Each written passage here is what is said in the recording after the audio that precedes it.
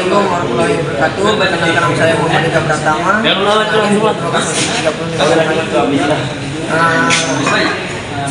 kali ini kita akan membahas tentang motor dengan mata kuliah motor bensin. Di sini kita akan tentang overhaul. Apa sih pengertian dari overhaul? Overhaul itu yaitu proses pembongkaran dan pemeriksaan pada komponen pada kendaraan. Contohnya seperti mobil. Apa tujuan overhaul?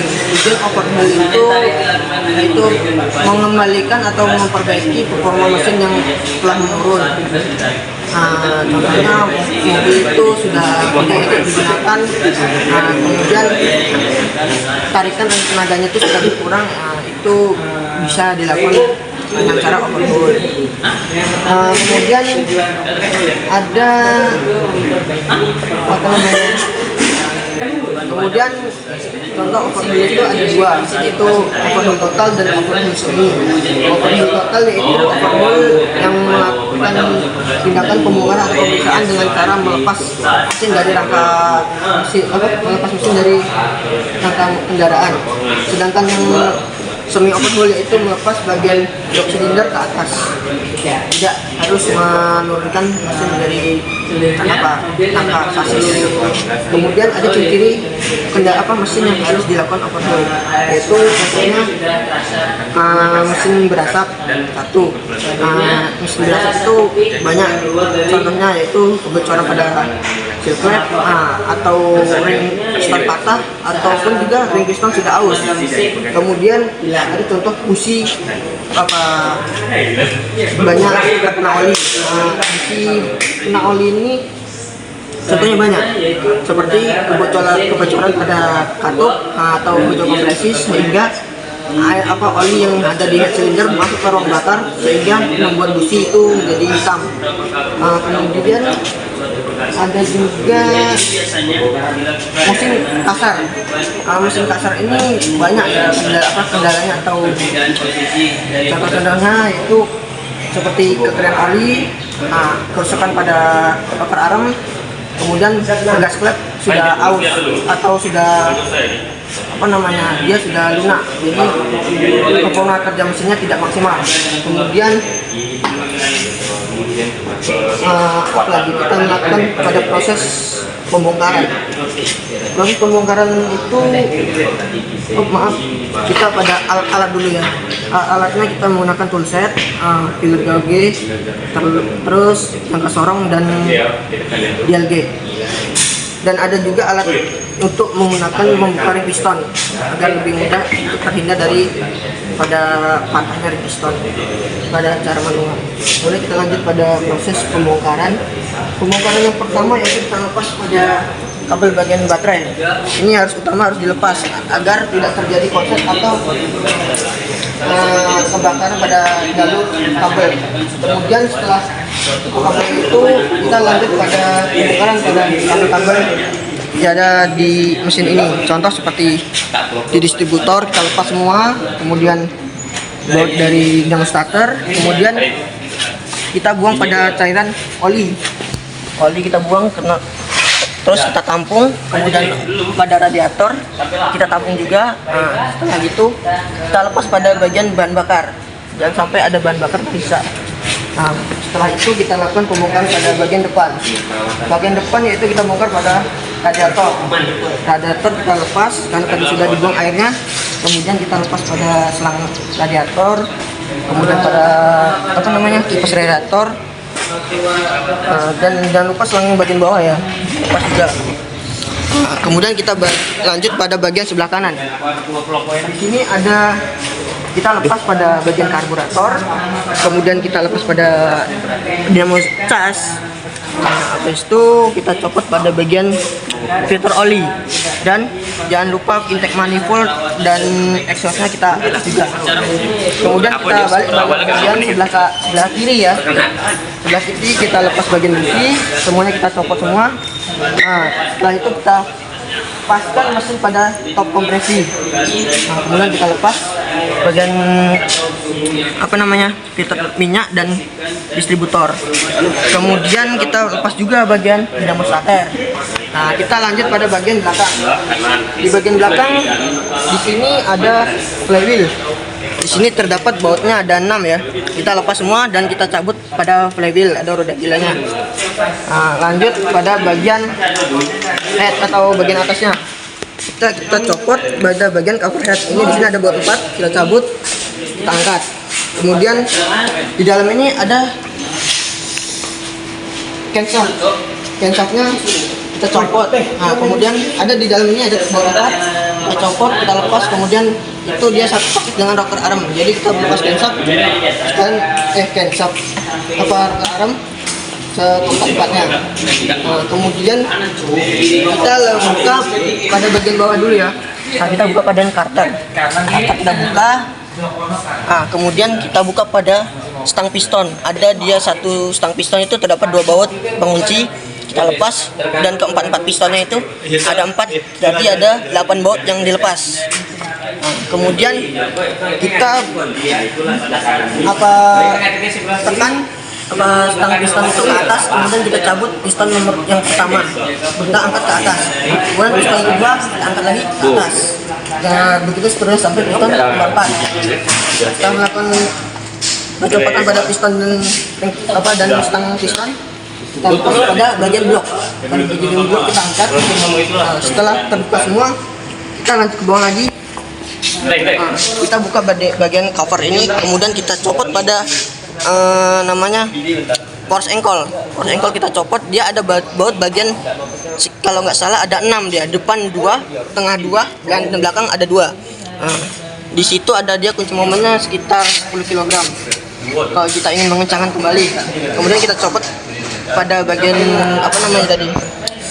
force ankle. Nah, setelah mesin semua terlepas, kita lepas engine ini. Kita lepas engine ini, kita lepas pada bagian baut ini. Bagi bagian baut sini, dia kita akan melepas mesin atau taruh di atas meja, dilepas mesin ini dari standnya. Kemudian kita lakukan pemeriksaan. Pemeriksaan kita banyak yang diperiksa ya di sini. Contohnya kita memeriksa pada bagian komponen-komponen yang terlihat aja dulu, bagian intake, head ataupun sebagainya. Jika ada kerusakan kita perbaiki.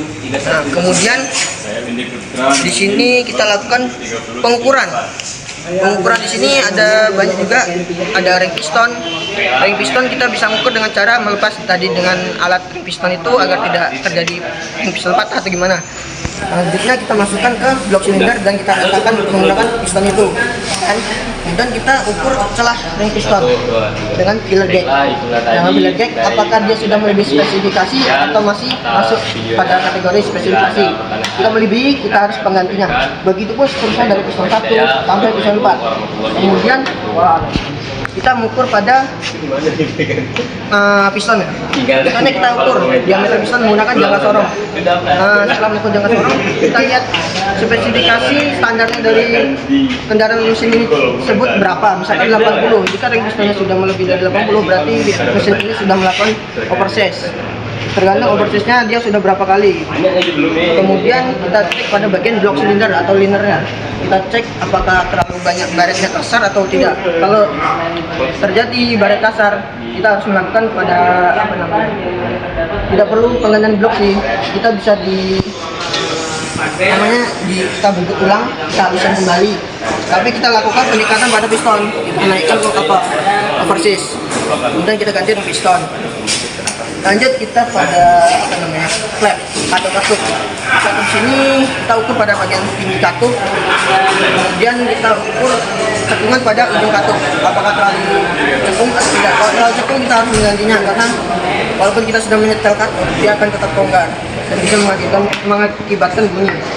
Kemudian kita pada pegas. Nah, pada pegas itu kita ukur kemiringannya. Ukuran kemiringan pegas itu dengan menggunakan penggaris siku. Kemudian mengukur kekuatan pegas. Kita bisa mengukur kekuatan pegas dengan alat di sini. Kita bisa meletakkan pegas di sini dan kita melakukan alat ukur di sini. Nah, tergantung spesifikasi. Kalau jika pegasnya sudah menurun dari spesifikasi, berarti pegas itu sudah lemah. Nah, kemudian kita pindah lagi ke mesin, ke engine-nya.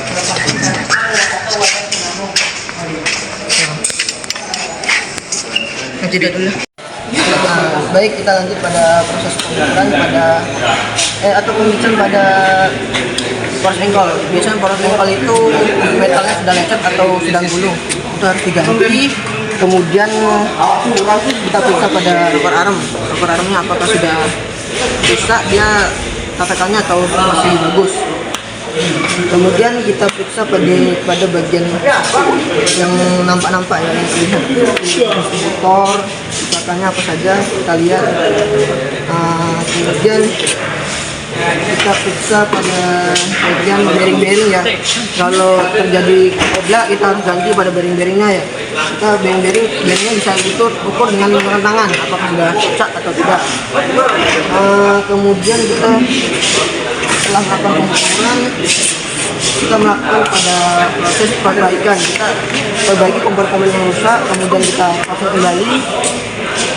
Setelah pasang kembali, kita lakukan pemasangan atau pembersihan terlebih dahulu. Setelah semua komponen sudah bersih, kita lanjut pada pemasangan. Pemasangannya itu mesin kita pasang lagi ke stand. Kemudian kita pasang pada bagian force angle. Kita bagi force angle. Jangan lupa saat memasang force angle kita harus menggunakan pelumas sedikit ya, supaya tidak terjadi mengurangi gesekan, karena saat mesin baru hidup itu pompa oli tidak langsung bekerja karena dia ada waktu dulu. Jadi sebelum pompa oli itu menyalurkan oli, jadi dia sudah diberi pelumas tadi, jadi menghindar dari kehausan. Kemudian setelah kita pasang itu, kita pasang blok. Jangan lupa kita karena sudah melakukan overhaul, kita gunakan packing yang baru agar maksimal nanti hasilnya. Kita ganti packing yang baru, kita pasang blok.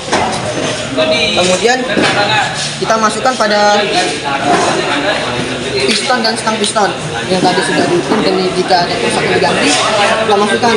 Kemudian kita pasang dari bawah penguncinya. Itu pas ditekan sekitar penguncinya dia menggunakan kunci momen yang akan keluar. Kemudian setelah pasang semua,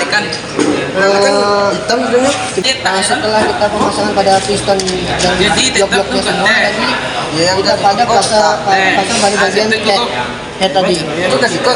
Pada bagian head, dan kita sudah merakit tadi, kartunya kita pasang,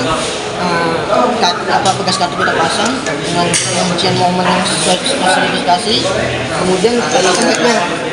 Kita pasang headnya, kita kencangkan lagi menggunakan kunci momen sesuai spesifikasi pada kendaraan tersebut. Kemudian kita pasang pada overhead. Kita pasang. Pasangnya tidak bisa terlalu kencang lah, ini karena buatnya kecil. Kemudian kita pasang pada bagian kantor oli, kita pasang kembali. Kemudian kita pasang belakang mobil, dan kemudian kita pasang depan pada kipas dan fibelnya, dan puli semuanya, radiator, selang radiator, dan di kanan ini ada intake manifold, exhaust, belum starter, filter oli kita harus diganti ya, karena telah melakukan overhaul harus digunakan dengan yang baru, karena filternya takutnya sudah jelek atau sudah terlalu banyak kotorannya. Kemudian kita pasang kembali pada karburator, tarik pada kelistrikan sebelah kiri. Jangan lupa ini tadi ya, filter minyaknya kita pasang kembali, kemudian distributor kita pasang, dan proses pada busi. Jika businya kira-kira sudah jelek atau sudah lama, lebih baik diganti agar memaksimalkan api yang dikeluarkan, karena kita telah melakukan overhaul. Kemudian kita pada bagian coil, kita periksa coilnya, pasang pada bagian stang, tetap pada starter, kemudian pasang starter, periksa kembali pada semua pengapian apakah sudah benar atau sudah di-setel dengan baik. Pada distributor juga ini kabelnya dengan masa-masanya dengan apinya sama. Kemudian kita pasang pada ini pada baterainya sesuai dengan apa yang dibutuhkan oleh mesin tersebut. Baik, di sini sudah saya yang menjelaskan tentang result overhaul yang telah saya pelajari pada kuliah motor bensin. Jika ada salahnya, saya mohon maaf. Saya akhiri dengan assalamualaikum warahmatullahi wabarakatuh. Wis.